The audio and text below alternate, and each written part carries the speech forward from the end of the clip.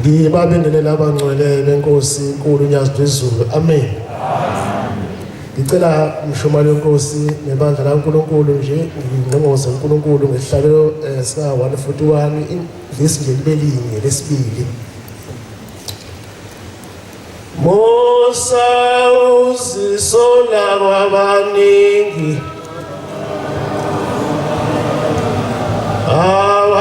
awuyembezi zalutho awaphunyukiwe umvuzo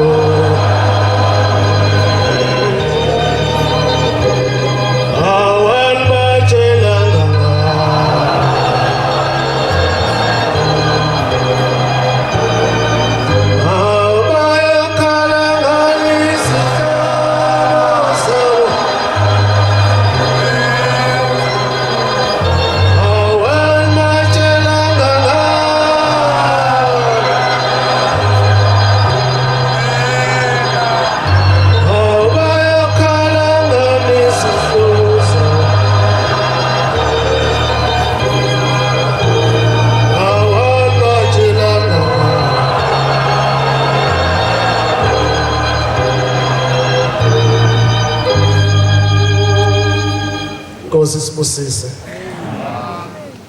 bangcwele benkosi yasezulwini sisezulwini lapha abantu benkosi. Amen.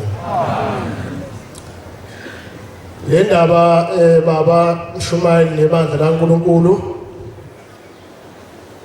ngeyimini ngiseThekwini ngihlangana nesizokacele sixoxe naye inkinga zethu bese yafona ngoba ngifuna uthatha kude ngoba inde bese yangifonela ngeyilanga ethi mfowethu Dlamini inkinga zakho obokhuluma ngazo kimi seziphelile. Hawu kanjani cele uthi kufika abantu bakini kimi asebadlula emhlabeni bathi angikutshele ngicela uvule indlebe nawe ovakashini la esananezwe. Amen.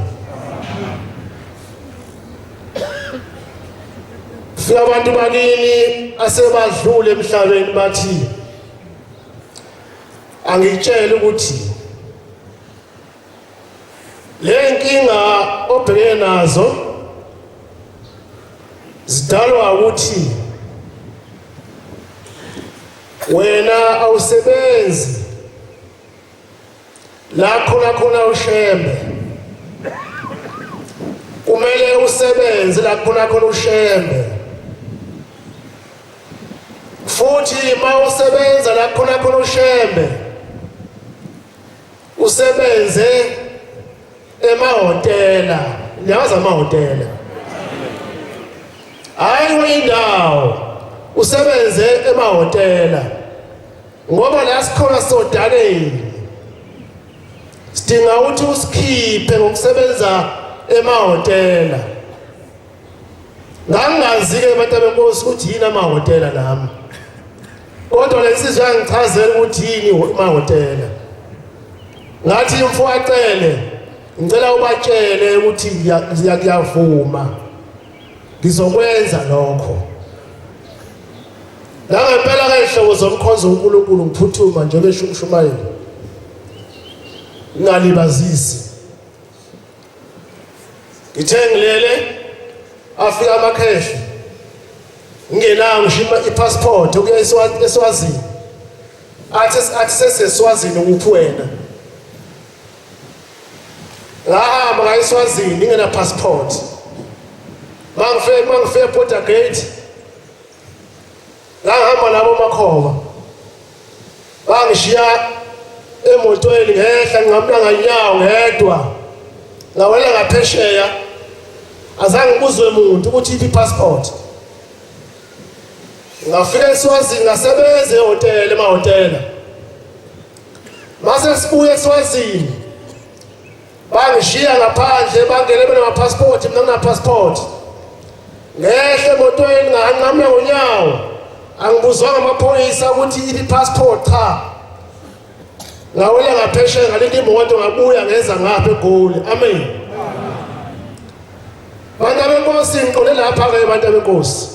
Ukusebenza kwami emahotela kwenze ukuthi into zami zivuleke. Amen. Ngoba emva kwalokho kade ngisebenza emzini kaNkulunkulu ngabizwa kwiskimu sami. Manje ngikuskimu sami nemali abanginizona angaze ngiyihole ngokusebenza emzini kaNkulunkulu nokulalela izwi bantu benkosi yasezulwini. Ngithe ngisahlezi ngathintwa kwa-generation kwathiwa ngiyafuneka khona ngiyoba umfundisi. Ngiyaqala futhi khona kwa-generation Monday.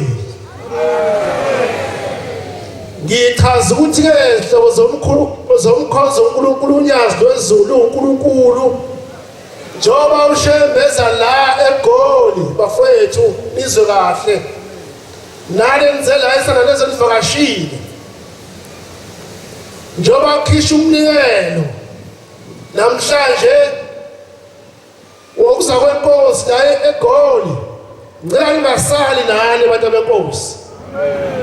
Nizozibona iziqhamo mawenzela ushembe into ziyavela iziqhamo kuwe. Okubaluleke kakhulu bafethu nani bodadewethu ukuthi kumele sizithobe silalele abaphathi bethu ukuthi bathini abakushoyo sikwenze singaphikisani nabo. Amen. Yilo abantu benkosi bengithi angidlule khona athi umshumela angidlule kukho ukuthi masizikhandleni bafethu nonqalo nakho uzame ukunikela wenzelani na ukukhulula abantu bakini ababoshiwe. Abantu baboshiwe ngale kwelizaba badinga wena nami uba ngibakhulule emzini kaNkulunkulu bekhontwe ngezayo engenzela ushembe. Amen. Ngosi busenizwile. Amen.